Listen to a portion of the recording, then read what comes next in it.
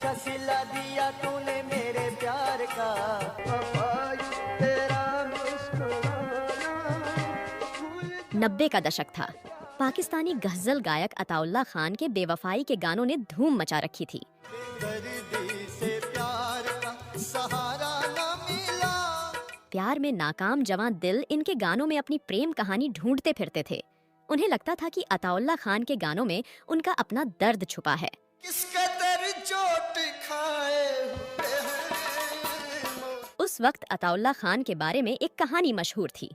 कहा जाता था कि वो जिससे प्यार करते थे उसने उन्हें धोखा दे दिया था। उसका अफेयर अताउल्ला खान के ही दोस्त से हो गया। उसकी बेवफाई से नाराज होकर अताउल्ला खान ने उसकी हत्या कर दी और जेल में बंद हैं। बताया जाता कि उन्हें फांसी की सजा हो चुकी है और वो जेल में ही रहकर गाने लिखते हैं और उनकी रिकॉर्डिंग होती है। अच्छा सिला दिया तूने मेरे प्यार का। कई बार तो ये भी कहा जाता कि बस अगले हफ्ते ही अताउल्ला खान को फांसी दे दी जाएगी। कहते हैं उम्र रफ्ता कभी लौटती नहीं। उस दौर में ये सिंगर बेवफाओं के मसीहा की तरह लगने लगा। कई लोग तो कहानी सुनाते सुनाते इतने भावुक हो जाते थे कि खुद को ही अताउल्ला खान समझ लेते थे। ओ दिल तोड़ के हंसती हो मेरा। इस कहानी ने इस सिंगर को ऐसी सहानुभूति और शोहरत दिलाई जो बहुत कम लोगों को नसीब हो सका।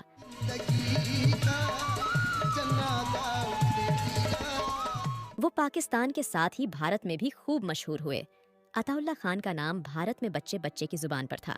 मेरे कातिल है मेरे। नमस्कार, प्रणाम, आभार और आदाब। आप देख रहे हैं अपना पसंदीदा YouTube चैनल सिनेमा सफर आरजे अंतरा के साथ, और बात हो रही है जाने माने पाकिस्तानी सिंगर अताउल्ला खान की। उनके दर्द भरे बेवफाई वाले गाने सुनकर सीना छलनी हो जाता। आलम ये था कि ट्रक रिक्शा, पान की दुकान, गली मोहल्ले हर जगह अताउल्ला खान के ही गाने बजते। मैं दुनिया तेरी छोड़ चला। प्यार में धोखा और बेवफाई के इर्द गिर्द गानों की भाषा होती और अताउल्ला जिस तरह से उसे दर्द भरे अंदाज में डूबकर गाते, मानो उनका दर्द हर सुनने वाले को अपनी कहानी और अपनी तकलीफ मालूम पड़ती। हर किसी को उनकी महबूबा की बेवफाई पर यकीन भी हो जाता था। लेकिन आपको जानकर हैरानी होगी कि ये सच नहीं था। ये कहानी बिल्कुल फिल्मी थी जिसमें कोई सच्चाई नहीं थी, लेकिन इस कहानी ने उन्हें लोकप्रियता खूब दिलाई।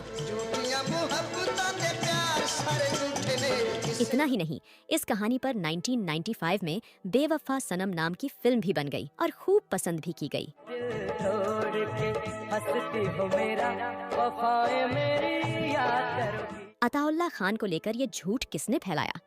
क्या अताउल्ला खान ने लोकप्रियता हासिल करने के लिए झूठी कहानी फैलाई या फिर इसके पीछे कोई और था? जानेंगे इस पेशकश में आगे विस्तार से। वफा न रसाई, तुझे ओ हर जाए। साथ ही जानेंगे कि अताउल्ला खान की असल प्रेम कहानी, जिसमें उन्हें अपनी गायकी के चलते अपनी प्रेमिका को छोड़ना पड़ा। दफना कर वो जब वापस जाएंगे। इसके अलावा बताऊंगी कि आखिर क्यों अपने पिता से बगावत कर अताउल्ला खान ने घर छोड़ दिया और पूरी दुनिया में नाम कमाया। ओ दिल तोड़ के हंसती हो मेरा, वफाएं मेरी याद करोगी। साथ ही बात होगी कि अन्य पाकिस्तानी गायकों की तरह भारत में शोहरत पाने में क्यों नाकाम रह गए अताउल्ला खान। वफा न रसाई, तुझे ओ हर जाई। इन सारी बातों पर विस्तार से आने से पहले जान लेते हैं अताउल्ला खान के सिंगर बनने कहानी। इश्कों के लेके धारे। प्यार का सिला बताने में माहिर हैं तो वफाएं याद कराने की काबिलियत भी रखते हैं, क्योंकि वो इश्क में चोट खाए आशिकों के दिल की बात बयां करते हैं। इधर मेरे अरमान कफन पहन लेंगे। यकीनन अताउल्ला ऐसे ही फनकार के तौर पर जाने जाते हैं जो इश्क में बेजार हुए दिलों का दर्द बयां करते हैं। पाकिस्तान के पंजाब प्रांत के मियांवाली में जन्मे अताउल्ला खान का पूरा नाम उस्ताद अताउल्ला खान एस साखेलवी है, जिन्होंने साल 1951 में 19 अगस्त के दिन इस दुनिया में पहला कदम रखा था।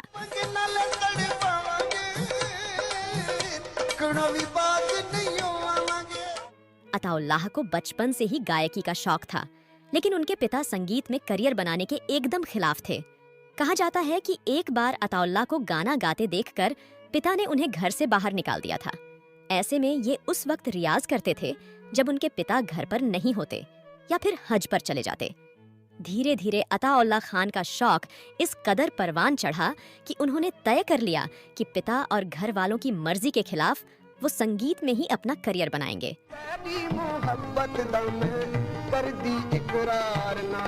उनकी उम्र करीब 18 साल की हो चुकी थी। अताउल्ला खान के पिता अब तक अड़े हुए थे। उन्होंने शर्त रख दी कि या तो संगीत को चुनो या फिर अपने परिवार खानदान को। फिर क्या था, अताउल्ला खान ने संगीत को चुना और घर छोड़ने का फैसला ले लिया। अताउल्ला लाख बंदिशों के बाद भी अपनी गायकी को जारी रखने में कामयाब हुए। 18 साल की उम्र में जब उन्हें समझ आ गया कि अब्बा और बाकी घरवाले उनके इस शौक के रास्ते में हमेशा बंदिशें लगाएंगे, तो उन्होंने घर ही छोड़ दिया।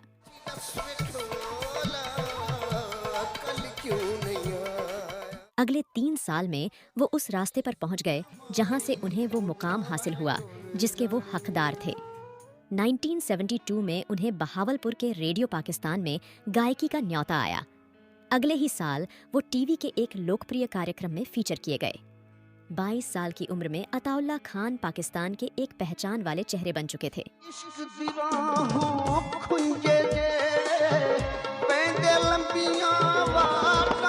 उनकी शोहरत तब और परवान चढ़ी जब 1977 में फैसलाबाद की एक कंपनी ने उनका कैसेट रिलीज किया। देखते ही देखते वो कैसेट बेस्ट सेलर बन गया। जल्दी ही पाकिस्तान के बाहर भी अताउल्ला खान की बात होने लगी। उन्हें इंग्लैंड बुलाया गया, जहां उन्होंने कार्यक्रम पेश किया। ये पाकिस्तान के बाहर उनका पहला कार्यक्रम था। धीरे धीरे उनकी लोक गायकी बाबा बुल्ले शाह के कलाम और उनकी आवाज का दर्द लोगों को भा गया।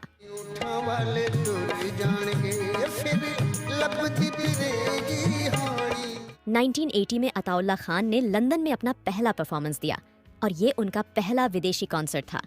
इसके बाद यूके के कई लेबल्स जैसे हाईटेक के तहत उनके एल्बम्स रिलीज हुए। इसके बाद भी अताउल्ला का करियर पाकिस्तान में अच्छा चलता रहा। अताउल्लाह खान महज 40 साल के थे जब उन्हें पाकिस्तान के एक बड़े सम्मान से नवाजा गया। अब आते हैं अताउल्ला खान की असल प्रेम कहानी पर। ऐसा नहीं है, अताउल्ला को प्यार नहीं हुआ था और उन्होंने इश्क में चोट नहीं खाई थी। ऐसा हुआ था, लेकिन उसकी कहानी जरा अलग है। दरअसल अताउल्ला खान एक कबीलाई पठान है जहां गाने बजाने के पेशे को बुरा समझा जाता है और ये परंपरा आज भी कायम है। एक दौर में अताउल्ला एक लड़की से इश्क करते थे। जब ये मोहब्बत परवान चढ़ी तो लड़की के माँ बाप से अताउल्ला ने उसका हाथ मांगा था, लेकिन ये रिश्ता इस वजह से ठुकरा दिया गया था क्योंकि अताउल्ला खान एक मिरासी यानी गायन के पेशे से जुड़े थे। शायद यही वो दर्द है तो अताउल्ला खान की गायकी और उनकी आंखों में झलकता है।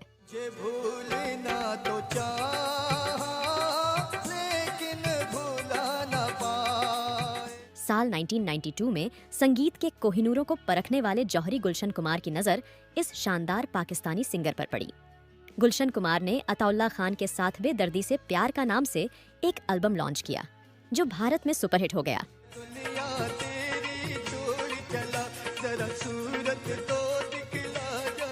टी सीरीज के संस्थापक गुलशन कुमार ने 80 के दशक के अंत में एक प्रयोग किया था।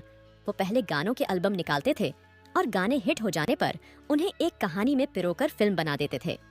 म्यूजिक एल्बम लाल दुपट्टा मलमल का इसी तरह फिल्म में तब्दील हो गया था, जबकि चाहत एल्बम हिट होने पर आशिकी नाम से फिल्म बनी थी। इन फिल्मों के सुपरहिट होने से वो बहुत उत्साहित थे। उनके मन में था कि एक और ऐसा ही सुपरहिट एल्बम बनाया जाए और ये प्रयोग उन्होंने अताउल्ला खान की आवाज वाले बेदर्दी से प्यार का एल्बम के साथ किया। अताउल्ला खान के बेवफाई वाले गाने देश के कोने कोने में धूम मचा रहे थे। गुलशन कुमार ने इसको लेकर फिल्म बनाने का फैसला कर लिया।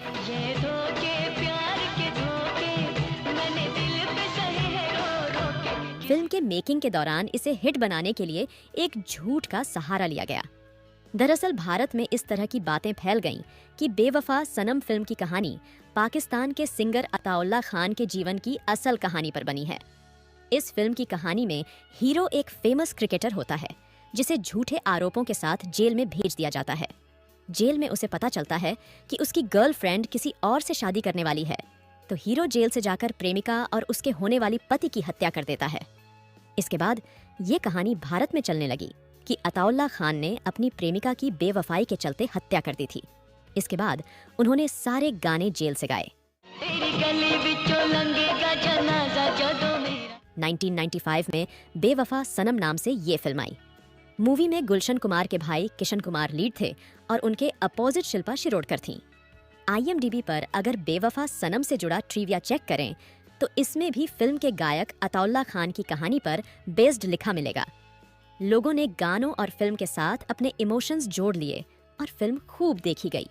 कुछ शहरों में तो ये अफवाह भी उड़ गई कि गुलशन कुमार इन कैसेट्स की कमाई से अताउल्ला खान को जेल से छुड़वाएंगे। लोग अताउल्ला खान को फांसी से बचाने के लिए भी कैसेट्स खरीदने लगे।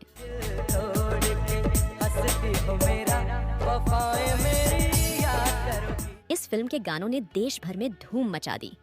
एल्बम के गाने दिल तोड़ के का रीमिक्स वर्जन आया। साथ ही इसमें अच्छा सिला दिया का रिक्रिएटेड वर्जन भी शामिल किया गया। ये सोनू निगम के कुछ शुरुआती हिट्स में शामिल था। इसमें निखिल विनय और मिलिंद का संगीत था।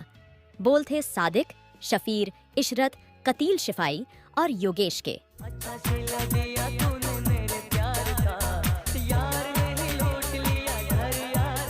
खैर, ये झूठ काम कर गया और फिल्म खूब चली। साथ ही अताउल्ला खान भारत के घर घर में मशहूर हो गए। कई साल बाद पता चला कि पाकिस्तान में किसी अताउल्ला खान ने प्रेमिका का खून तो किया था, लेकिन गायक अताउल्ला खान दूसरे थे। रिपोर्ट्स थीं कि गुलशन कुमार ने गानों और फिल्म को बेचने के लिए यह मार्केटिंग स्ट्रेटजी अपनाई थी, जिसका उन्हें खूब फायदा मिला। गुलशन कुमार के साथ सोनू निगम भी पॉपुलर हो गए। उनकी आवाज घर घर पहुंची। मजेदार बात यह है कि सोनू की आवाज को कई लोग अताउल्ला खान की ही आवाज समझते थे।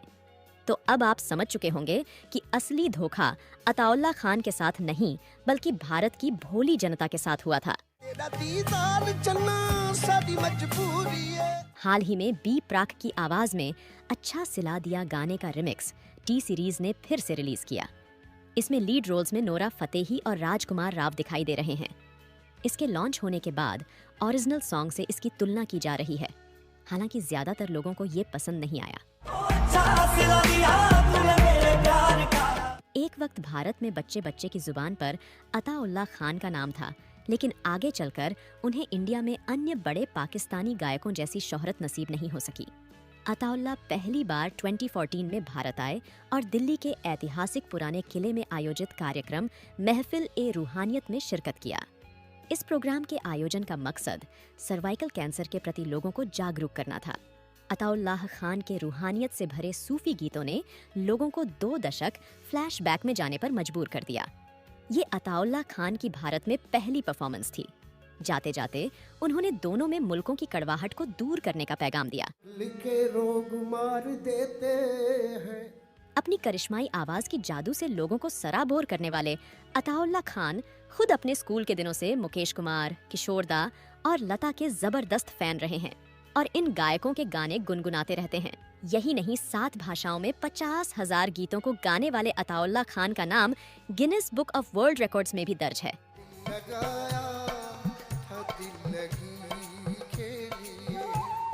इस सिंगर ने दुनिया भर में अपने प्रोग्राम किए। 1994 में ब्रिटेन की महारानी ने उन्हें लाइफ टाइम अचीवमेंट से सम्मानित किया। उन्हें पाकिस्तान सरकार से प्राइड ऑफ परफॉर्मेंस अवार्ड से भी नवाजा गया है। इसके अलावा पाकिस्तान के राष्ट्रपति के हाथों उन्हें सितारा ए इम्तियाज के खिताब से भी नवाजा जा चुका है। ये सिंगर फिल्मों में भी काम कर चुका है, मगर अदाकारी में उनका दिल नहीं लगा और वो फिर से मौसीकी की दुनिया में लौट आए। अताउल्लाह खान ने 4 शादियां की हैं और उनके 4 बच्चे हैं। उनकी दूसरी पत्नी बजघा एक मशहूर अभिनेत्री रही हैं और उनकी बेटी लारैब अता एक पेशेवर VFX कलाकार हैं, जिन्होंने कई हॉलीवुड फिल्मों के लिए काम किया है। उनके बेटे सनवाल ऐसा खेलवी भी संगीत में अपना करियर बना रहे हैं।